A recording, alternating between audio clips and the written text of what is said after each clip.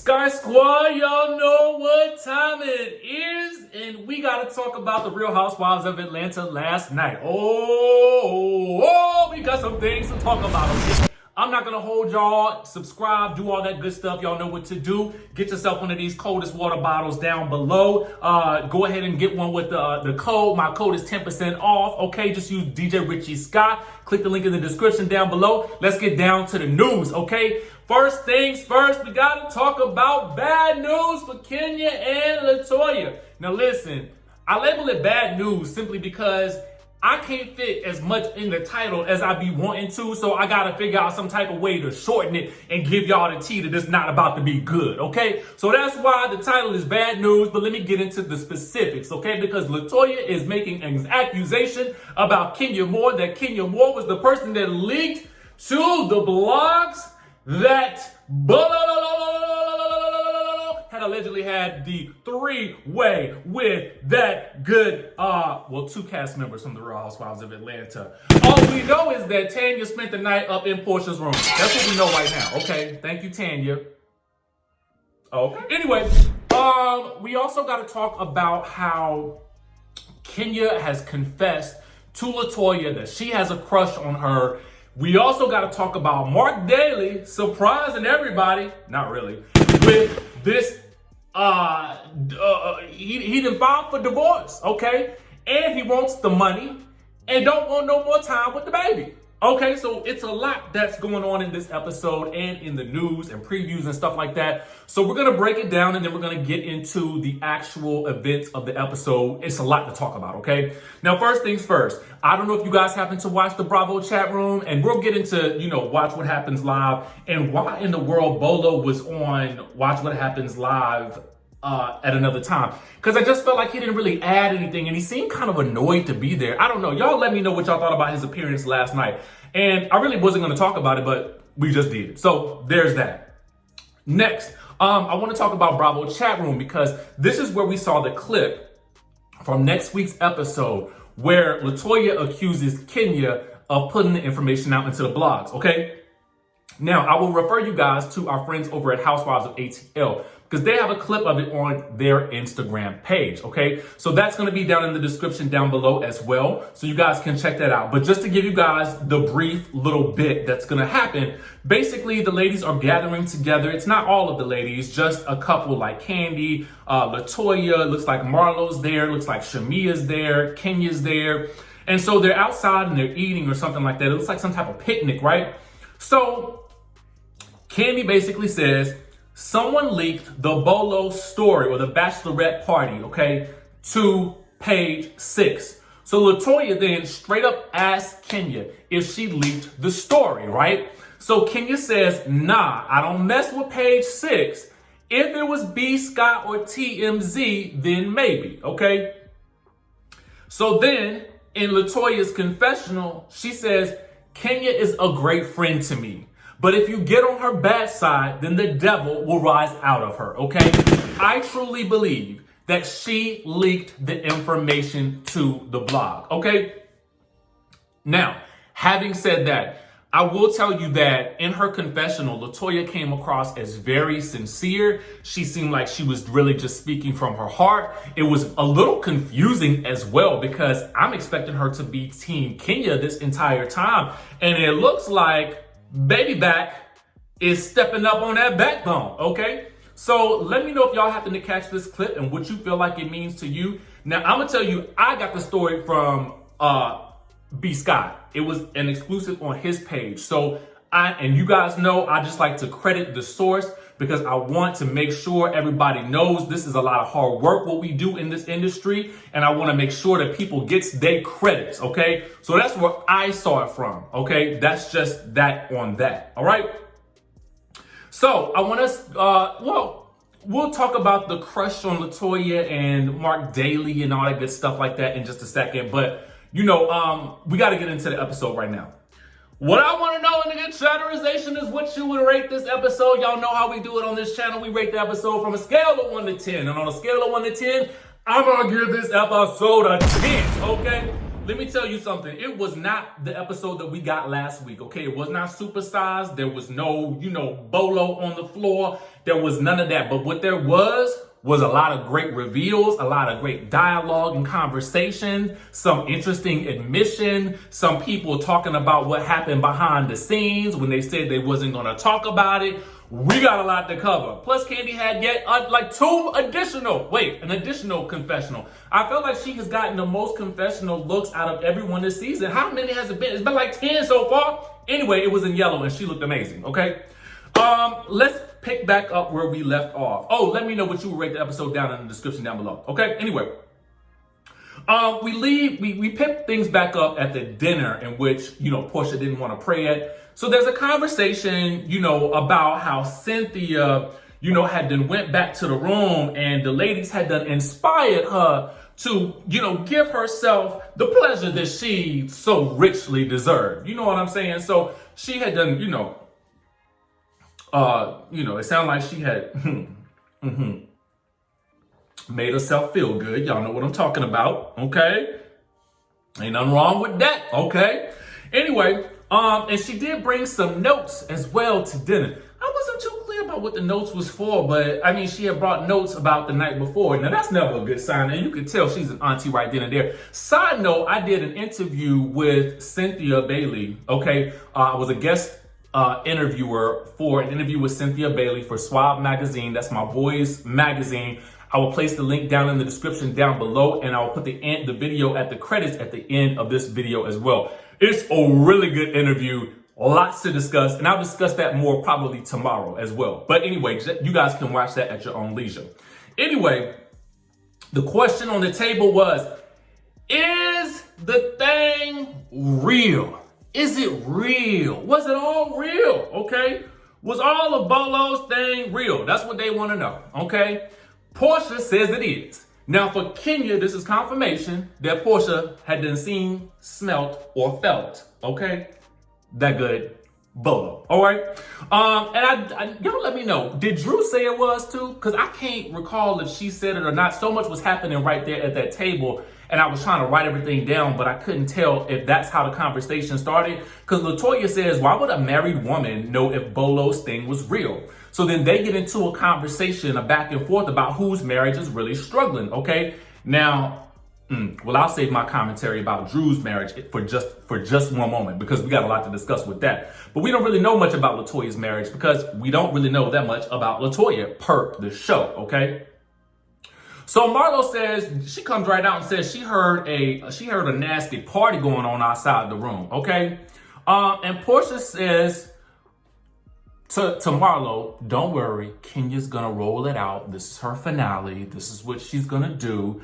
And true to form, she does, okay? So Tanya surmises, okay, verbally, that maybe Kenya's not getting any. And that's why she's so interested in this situation. Because she's going through this divorce. Well, she's going through this separation at this point, okay? And the man that she is, had the baby by and is married to is in a whole nother state. And so Kenya is like, well, how do you know what is going on in my bedroom, okay? So then Tanya does the most outrageous thing. And for somebody who is so smart and beautiful, I just would have expected her to have thought better about this situation than to do this. She says to herself, she says out loud, she says she's so busy trying to defend herself and protect herself from any incoming backlash. And likely because I don't know if anybody had known at that point whether or not the article had come out already. But what she did say was, I spent the night in this girl's room, pointing to Porsha. And Kandi is all of us like, oh my God, why would you say that? We already know that the implication is that it was allegedly Bolo who was in Porsha's room. So now you have placed yourself at the scene of the crime. Why, Tanya? Why? We were all rooting for you. I felt like we were all rooting for you, Tanya. Learn from this, okay? Oh, I was just so like, Tanya, no. Anyway, so Porsha straight up asked Kenya if she was referring to her. Kenya basically says that she didn't name any names, But she says that whoever was doing that is disgusting because she had her daughter in the house. Now, I got a couple of things to point out about this. On social media, Shamia points out that Kenya did name Porsha, but that it was edited out. And this was probably smart on the producer's side because it would be better to keep us all wondering and guessing who it actually was so that it continues the dialogue for the rest of the season, right? Now, another thing that I will say is this. Some people, and I'll get to that in a second. I'll get to that in a second because I got something else to say. But my other thought was, Kenya says that whoever was doing it is disgusting because she had her daughter in the house, but you were the one who wanted to bring your daughter on the trip, as is your right, obviously, right? But your daughter was in the house during the whole dungeon party, okay? She was also in the house during the shenanigans amongst the women, okay? While that was going on. And everything that led up to this alleged freak session. Mind you, your daughter was in the room for 45 minutes while you sat outside the room and listened to whatever noises were coming outside the room. So it doesn't sound like during that 45-minute period of time, you was that concerned about your daughter being in the house. Okay, let's just call a thing a thing. You know what I'm saying? It doesn't make sense to me. You can't use that as an excuse for me. That's just me, okay? Can't use Baby Brooklyn as an excuse for me, okay? That what they were doing was so disgusting that you was just so freaked out about it because you weren't. You really weren't, okay? You couldn't have been, all right? And to me, I don't know what's worse then in your mind. Is it worse for you, for the person to be doing it? Or is it worse for the person who is standing outside the door listening for 45 minutes? Let me know in the comments down below, okay? Anyway, so for me, it also seems that Kenya doesn't seem upset about what the ladies were doing amongst the group, just the bump and grind with the bolo, the alleged bump and grind, I should say. So it was weird. Anyway, Porsha has had enough and she decides that she's about to bounce and she promptly leaves. And she says that you cannot destroy what God has built, and no true words have been spoken. But Kandi also reminds Kenya that this is, and Kenya does concede to being just a tad bit judgmental. And Kandi reminds her this is a no judgment zone. And if you came to judge, then you need to take your butt home, okay? And you were the one who asked me to bring the dungeon to the house. Touche. But then Cynthia says if it was her, she would just own it. But she doesn't have to own it, I don't think. Here's why. I feel like grown people do what grown people do.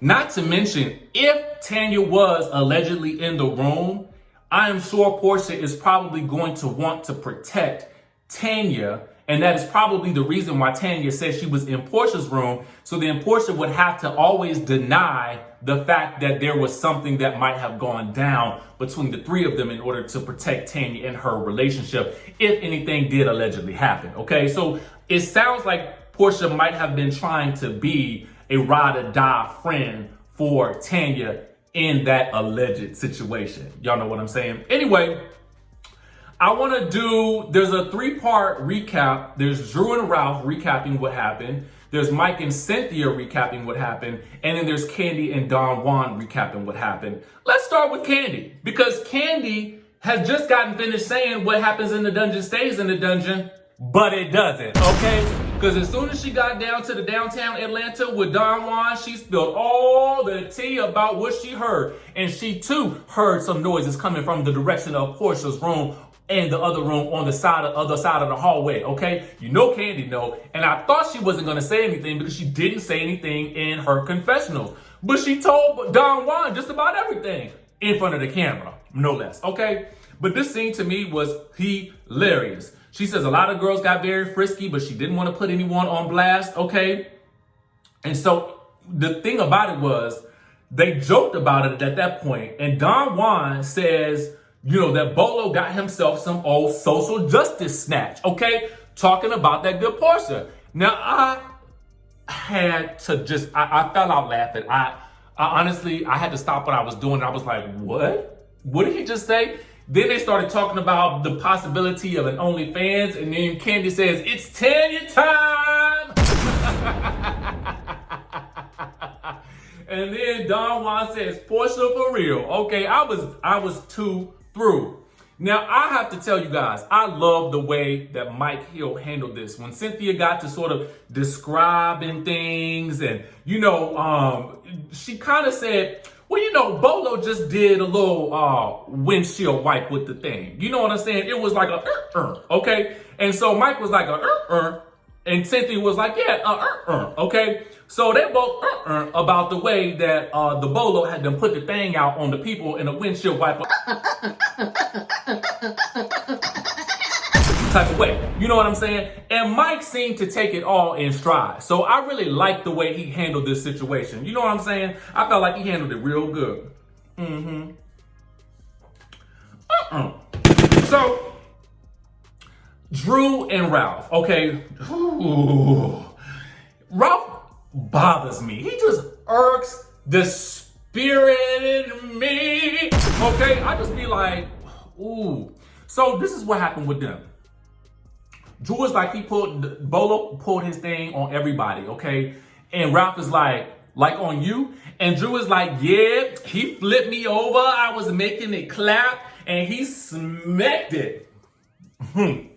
Now, to me, this was probably Drew's way of getting back at Ralph for going to the Tampa and not telling her where, in fact, he had been and what he had been doing and who he might have been doing it with, okay? That's my assessment of the situation. So she's going to hold on to this. And if she was smart, I would do it too, okay? And I'm going to tell you why in just 1 second. So they get back to, him and the Tampa trip. And she's like, why are you not telling me the details? So she flipped that real quick when he was kind of disturbed about what she might have been doing down to the Charleston, right?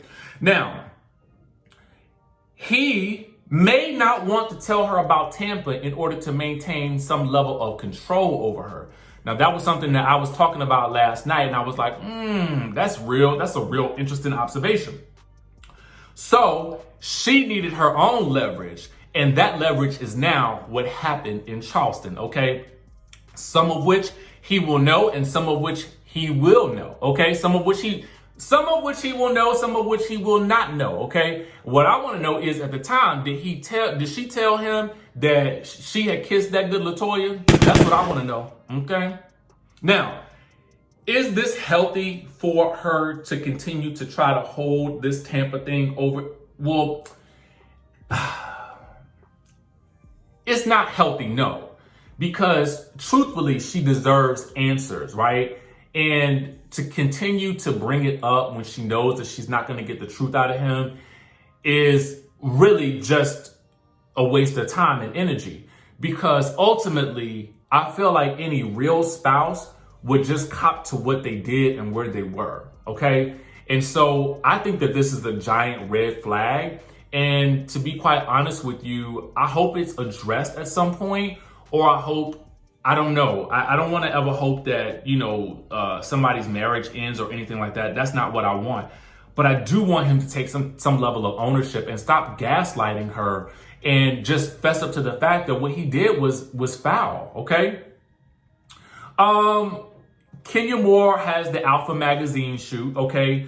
And when LATOYA shows up, we learn that Kenya is still upset with her for not having her back when the other ladies were going in on her and for questioning Kenya about why she was investigating, all the ladies' shenanigans during the bachelorette party.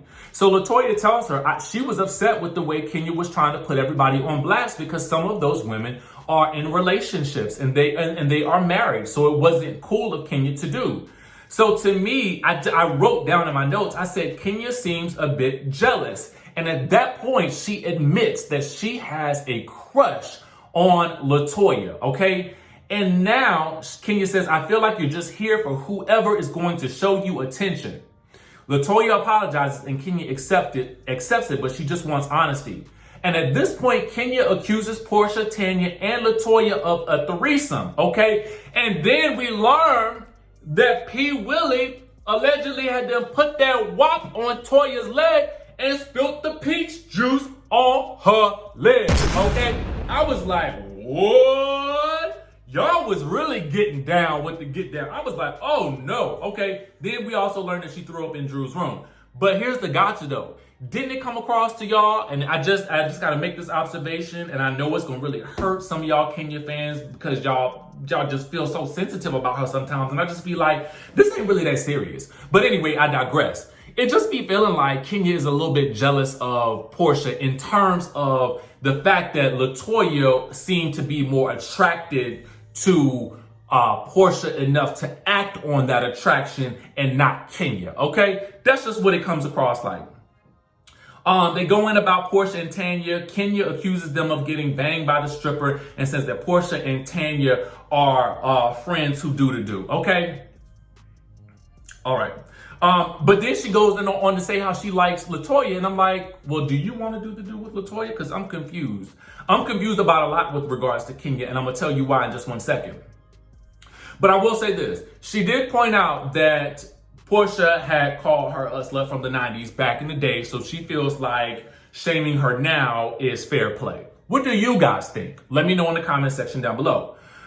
We get a scene with Drew and Porsha that's really, really cute. I was kind of curious as to why Drew lied to Ralph about where she was, but I guess she's still going to hold him. She's still going to put him through it for as long as this Tampa thing is still going on. So, girl, I say lie to. It don't really matter. Have you a drink while you out running errands and stuff like that. Go ahead, do what you do, right? Porsha starts to talk about her and Dennis. And again, whenever she talks about him, I'm be like, and the only reason why I feel that way is mostly because I felt like we have just been through so many ups and downs with them over the past, 2 years? And I'm just kind of tired of it. And to me, I feel like there's no place else for the storyline to go other than for the two of them to co-parent, okay? That's it. We get Cynthia and the fam talking about the wedding, and Noel points out Cynthia's ashy feet. I was like,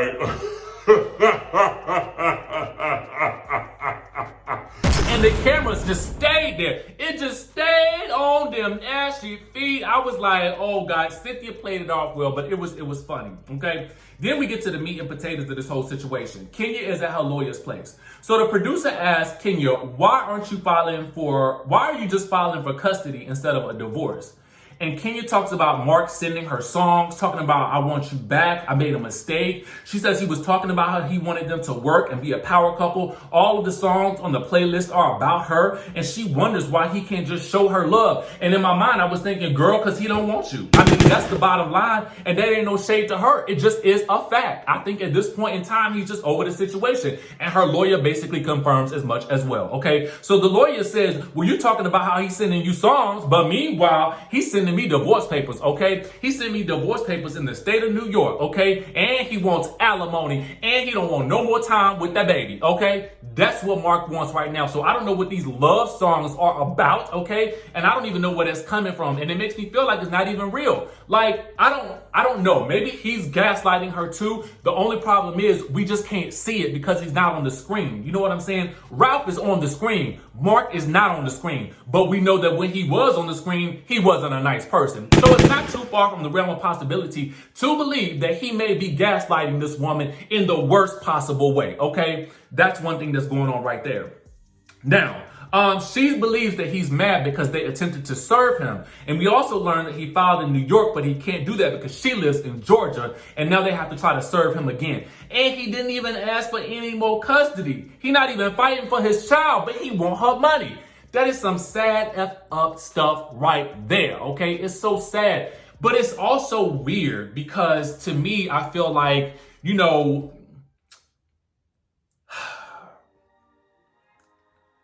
on the one hand, Kenya does what she does, and we all love it. She gives us a lot of content for the show, but at what cost, right? Because for her personal life, it seems like there's a lot that's at stake here, and there's a lot of turmoil that's going on. So she comes across like someone who is really, really hurt and who acts out either for the cameras or because she is really deep down inside hurting from some things that maybe have happened in her past and some things that are probably happening right now. So, you know, I don't hate Kenya Moore. I hate some of the things that she does, but I still would show empathy and grace to her because I feel like, you know, to be with that kind of man who is doing those things is not a good place to be. And I don't wish that on nobody, and she don't deserve that, okay? Now, with that being said, that's all we got for y'all today. Listen, we'll talk about the rest of the fallout from this episode. Kandi speak on it, all that good stuff like that tomorrow in more videos. But for right now, subscribe to the channel, hit the notification bell button, and I will catch you in the next video.